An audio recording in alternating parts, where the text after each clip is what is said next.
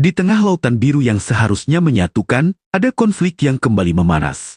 Sengketa blok Ambalat antara Indonesia dan Malaysia.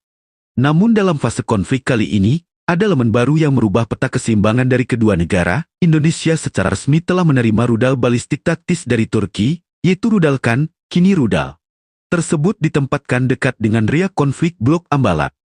Apa hubungannya? Mari kita bedah secara mendalam dalam video ini.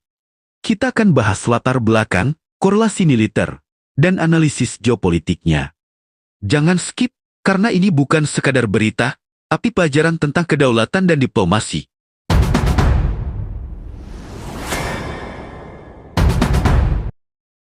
Sengketa blok Ambalat antara Indonesia dan Malaysia telah berlangsung lebih dari 2 dekade.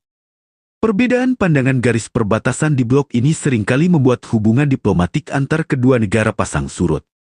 Pada 2025 ini, isu meledak lagi setelah pertemuan Presiden Prabowo Subianto dan Perdana Menteri Anwar Ibrahim. Malaysia bahkan menolak istilah Ambalat dan lebih suka menyebutnya Laut Sulawesi untuk membenarkan klaim mereka. Ini bukan sekadar nama, tapi strategi diplomasi untuk menguntungkan posisi negosiasi. Jakarta langsung bereaksi, mendesak pemerintah Malaysia menghormati hukum yang ada, sementara oposisi Malaysia di Sabah resah karena khawatir kehilangan akses sumber daya. Di tengah isu sengketa Ambalat yang terus mendidih, Indonesia memperkuat posisi kehadiran militer di sekitar blok yang dikenal akan kaya sumber daya alam tersebut.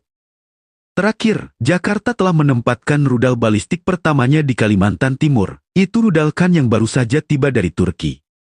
Rudal Kan memiliki jangkauan 80–280 km, diameter 610 mm, panjang 7–8 meter, dan bisa membawa hulu ledak hingga 470 kg.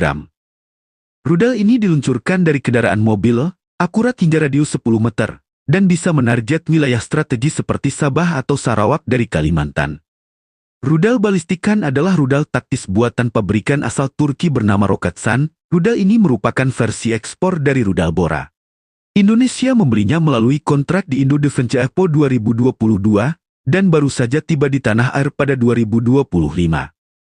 Rudal ini diluncurkan dari kendaraan mobil, akurat hingga radius 10 meter, dan bisa menarget wilayah strategi seperti Sabah atau Sarawak dari Kalimantan.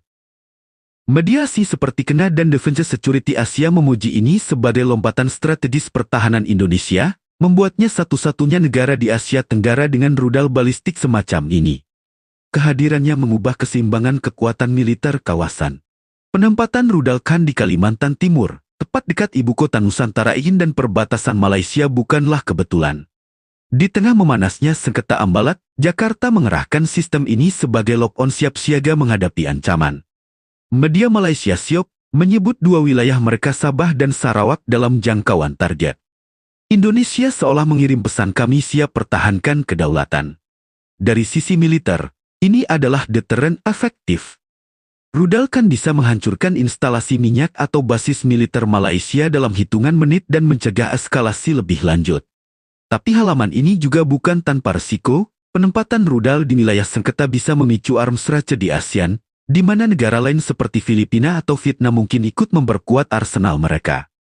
Dalam konteks geopolitik, ini adalah bagian dari strategi Prabowo untuk modernisasi alutsista, didukung aliansi dengan Turki sebagai mitra non-blok.